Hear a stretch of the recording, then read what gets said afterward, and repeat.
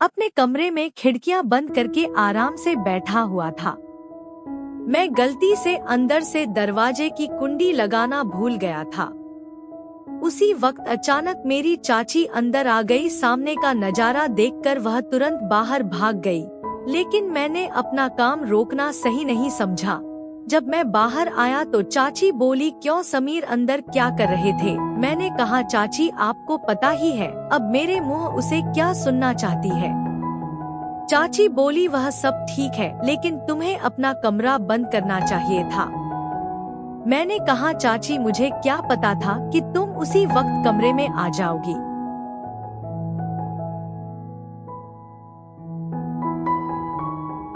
वैसे भी मैं तो कुछ गलत कर नहीं रहा था। चाची बोली, वह बात नहीं है, लेकिन फिर भी तुम्हें पता है, जब कोई उस काम को करते हुए देख लेता है तो उसका मन भी वही सब करने को लगने लगता है। मैंने कहा, तो चाची तुम भी आ जाया करो। चाची बोली, मन तो मेरा भी बहुत कर रहा है, लेकिन तुम्हें तो पता है तुम्हारा चाचा कई दिनों से घर से बाहर गया हुआ है और मैं अकेली वह सब कैसे करूँगी। मैंने कहा, चाची अगर आप बुरा ना माने तो मैं आपकी मदद कर दूंगा। मैं आपके साथ वह सब काम कर सकता हूँ। चाची बोली, तेरा दिमाग खराब है। इससे पहले कि चाची और कुछ बोल पाती मैं तुरंत वहाँ से भाग गया। वैसे भी मैं तो अपनी चाची के साथ बहुत पहले से वह काम करना चाहता था, लेकिन हाँ कहने की हिम्मत नहीं हो रही थी। आज चाची ने मुझे देख लिया था तो आज वह बात कहने का सही टाइम आ गया था और माहौल भी था, इसलिए मैंने वह बात कह दी। इससे एक बात मुझे पता लगी कि बात कहने का भी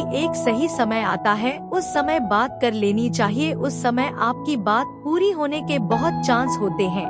एक दिन चाचा और चाची छत पर काम कर रहे थे। मैं उन्हें यह सब करते हुए देख रहा था। मैंने कुछ देर खड़े होकर देखा। मेरे सामने फेस टू फेस एक फिल्म चल रही थी। मुझे चाचा चाची को देखकर बहुत मजा आ रहा था। चाचा अपनी सारी जान लगाकर काम कर रहा था। उस समय मेरी शादी नहीं हुई थी। मैं 22 साल का हूँ और मेरी चाची बहुत खूबसूरत थी। वह हमेशा मेरे साथ मजाक मस्ती करती रहती थी। चाची और मेरे बीच एक अच्छा दोस्ती वाला रिश्ता था। जब चाची हमारे घर में नई नई आई थी तो उनमें बहुत घमंड था और घमंड होना भी चाहिए था, क्योंकि वह किसी से कम नहीं थी। चाची की ऊंचाई और लंबाई बहुत थी। उनकी आंखें गोल और भरी भरी थी। जब वह एक साथ मेरे की तरफ देखती तो मेरा सीना चीर कर रख देती थी। जब मैं कोई बात करता तो वह मुंह टेढ़ा कर लेती थी। तब से मैं समझ गया था कि चाची में खूबसूरती का घमंड भरा हुआ है। चाचा एक प्राइवेट कंपनी में काम करते थे। जहां वह काम करते थे वह हमारे घर से 50 किलोमीटर दूर था। उन्हें वापस आते आते आधी रात हो जाती थी। कभी कभी तो वह घर वापस नहीं आते और वहीं ठहर जाते थे। वह बस अब वहीं रहने का प्रबंध कर रहे थे, क्योंकि घर रोजाना आना जाना बहुत दूर पड़ जाता था। जब चाचा जी वापस नहीं आते थे तो चाची अपने कमरे में अकेली रहती थी। मैंने चाची को कई बार अकेले देखा था और उन्हें देखकर ही माँ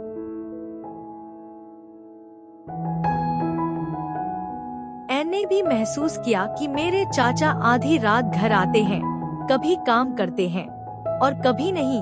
जितनी चाची को प्यार की जरूरत थी चाचा उतना प्यार चाची को नहीं दे पा रहे थे। यह बात मुझे पूरी तरह से समझ आ गई थी। एक दिन सुबह मैंने देखा चाची बहुत उदास लग रही थी, तो मैंने उनसे पूछा, क्या हुआ चाची, आप उदास लग रही हैं? चाची बोली, मेरी तबीयत कुछ ठीक नहीं लग रही। फिर मैंने उनके लिए मेडिकल स्टोर से दवाई ले आई। दवाई खाकर चाची अपने कमरे में चली गई। थोड़ी देर बाद उनका हालचाल पूछने के लिए मैं उनके कमरे में गया तो देखा कि उन्हें काफी बुखार था। मैंने कहा, चाची चाचा जी आज घर नहीं आएंगे? चाची बोली, वह ऑफिस के काम के लिए कुछ दिनों के लिए बाहर गए हैं। मैंने कहा, अब क्या करूं, चाची की तबीयत तो बिगड़ती जा रही है। तभी मुझे ध्यान आया, मेरा एक दोस्त था अमन, उसके पापा डॉक्टर थे। मैंने तुरंत अमन को फोन किया और कहा, अमन तुम्हें एक काम करना है। वह बोला, हाँ बताओ क्या काम है। मैंने कहा, तू जल्दी से अपने पापा को मेरे घर भेज दे, मेरी चाची की तबीयत बहुत खराब है। वह बोला, ठीक है यार मैं अभी भेज देता हूँ। थोड़ी देर बाद अमन के पापा आ गए। उन्होंने चाची को एक इंजेक्शन लगा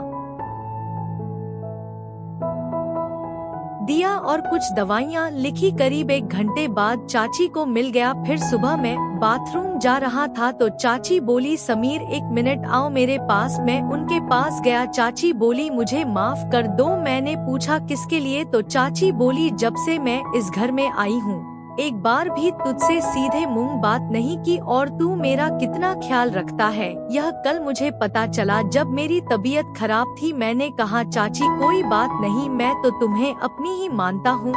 फिर मैंने सोचा कि चाची तुझे अपने दिल की बात कह दूं, यही सही मौका है। लेकिन मैंने सोचा अभी दिल की बात बताना बेवकूफी होगी, क्योंकि अभी तो चाची मेरी और बात करने लगी है। अगर मैं अभी बता दूंगा तो बहुत जल्दी हो जाएगा और चाची भी नहीं कर सकेंगी, इसलिए पहले चाची के साथ और ज्यादा प्यार पाना पड़ेगा। इसके बाद चाची और मेरे बीच एक अच्छी दोस्ती हो गई। मैं चाची की हर बात मानता और जो भी काम वह कहती मैं दौड़ दौड़ कर देता। चाची अब मेरे प्रति थोड़ी ज्यादा आकर्षित होने लगी थी। एक दिन चाची ने मुझसे कहा, समीर तुम्हारा चाचा तो कभी कभी ही घर आता है, तुम रात को मेरे कमरे में आ जाया करो, हम दोनों बातें कर लेंगे या एक साथ बैठ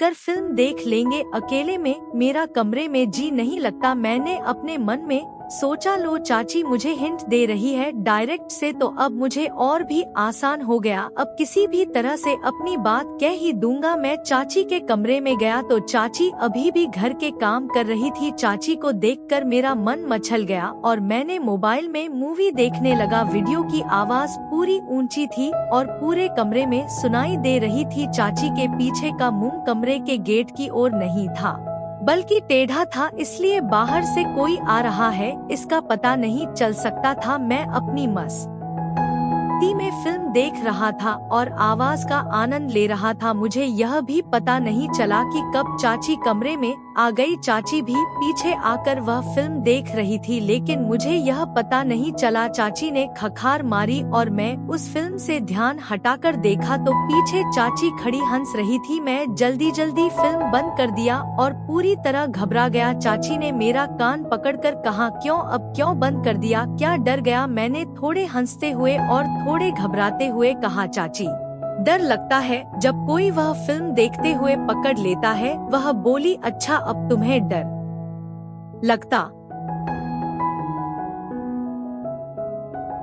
है? जब चाची के कमरे में फिल्म देखने लगे थे तब तो डर नहीं लगा कि, और मैंने कहा, मैं आज रात छत पर ही बैठा रहूंगा, बिल्कुल नहीं सोऊंगा। यह कहकर मैं अपने कमरे में चला गया। मैंने ठान लिया था कि चाहे कुछ भी हो जाए एक बार तो अपना सपना पूरा करके ही रहूंगा। जब सब सो गए मैंने अपने कमरे का दरवाजा जोर से खोला ताकि चाची को पता लग जाए कि मैं छत पर जा रहा हूँ। फिर मैं छत पर चला गया। मैं वहाँ 2 मिनट तक बैठा रहा, तभी मुझे पायल की आवाज सुनाई दी। पीछे मुड़कर देखा तो चाची छत पर आ रही थी। वह मेरे पास आकर बैठ गई और बोली, तू पागल हो गया है? इतनी रात को इधर छत पर क्या कर रहा है? मैंने कहा, मेरी मर्जी, मैं वही करूँगा जो चाहता हूँ, आप नीचे जाइए। चाची ने मेरा हाथ पकड़कर अपने हाथों में लिया और बोली, समीर अंदर से तो मैं भी तेरे साथ हूँ, पर अब हम वो काम नहीं कर रहे हैं। यह हमारे दोनों के लिए ही अच्छा होगा, क्योंकि जो काम तू मेरे साथ करना चाहता है वह तू एक दिन जरूर करेगा, पर थोड़ा सा सब्र करना और अच्छा होगा। चाची की बात मैंने समझ ली। मैंने कहा, ठीक है चाची। सुबह चाचा ने कहा, समीर मेरी बात ध्यान से सुन। मैंने कहा, हाँ बताइए। चाचा बोले, मैं तुम दोनों को एक बात बताने आया हूँ। मैं अब दोबारा वापस नहीं आऊँगा। मैं कंपनी के काम से बाहर जा रहा हूँ, लगभग 6 महीने बाद ही वापस आऊँगा। मैंने कहा, अच्छा चाचा जी। चाचा बोले, हाँ, और अब इस घर की जिम्मेदारी तेरी है, तू अपनी चाची का भी अच्छे से ख्याल रखना। मैंने कहा, चाचा जी आप बेफिक्र रहे, मैं इस घर की जिम्मेदारी संभाल लूंगा और इसे खुद ही संभालूं। और रही बात चाची की, तो चाची का मैं बहुत ख्याल रखूंगा, आप बेफिक्र रहे। चाचा ने कहा, अब से 1 घंटे बाद मेरी ट्रेन है। फिर मैंने चाचा को स्टेशन पर छोड़ने चला गया। जब मैं घर वापस आया तो चाची का मूड बिगड़ा हुआ था। चाची रो रही थी। मैंने कहा, चाची क्या हुआ, आप क्यों रो रही है? तो चाची बोली, रो क्यों नहीं, और क्या करूं? तेरा चाचा पहले भी कई दिनों बाद आता था और अब तो सीधा 6 महीने के लिए चला गया। यह कहकर वो और भी रोने लगी। मैंने चाची को बिस्तर पर बिठाकर कहा, चाची कोई बात नहीं, चाचा ने अपने काम के लिए जाना ही था और मैं तो हूँ आपके साथ आपका ख्याल रखने के लिए। यह कहते ही चाची ने मुझे गले लगा लिया। इसके बाद तो बिना कुछ कहे चाची ने मेरे साथ शुरुआत कर दी। इससे आगे की बात तो बढ़ती गई क्योंकि चाची अब बहुत दुखी थी और पूरी तरह तैयार हो गई थी। उन्होंने बिना कुछ देखे सारा प्यार मुझे दे दिया। फिर मैंने भी पीछे नहीं रहा। चाचा जो चाची को अधूरा छोड़ देते थे, मैं आज वह कमी पूरी कर रहा था। मैंने सारी रात चाची की पूरी सेवा की। रात के करीब 3 बजे गए थे। फिर कहीं जाकर हम दोनों सो गए। अगले दिन जब चाची उठी तो चाची के चेहरे से साफ पता चल रहा था कि चाची वास्तव में खुश है। इसके बाद चाची ने मेरा हाथ पकड़कर बोला, थैंक यू समीर, जिस खुशी की तुमने मुझे दी है उसके लिए मैं तो नहीं जानती कब से तुम रहे थे। मैंने कहा, चाची आप तो मेरी बात ही नहीं मान रही थी। साथ ही देखो, आज आपके चेहरे की खुशी ही बता रही है कि आप अंदर से कितनी खुश है। इसके बाद चाची ने मुझे गले लगाकर बोला, शुक्रिया मेरे समीर। उस दिन के बाद से मैंने चाची के कमरे में ही सोना शुरू कर दिया और अब हम दोनों रोजाना खुश रहने लगे। यह थीरी और चाची की तो दोस्तों, कैसी लगी मेरी यह कहानी? अगर मेरी यह कहानी आपको अच्छी लगी तो कमेंट सेक्शन में जरूर बताइएगा और ऐसी ही कहानी और सुनने के लिए मेरे चैनल को सब्सक्राइब करें। फिर मिलूंगी एक नई और कहानी के साथ। तब तक के लिए बाय।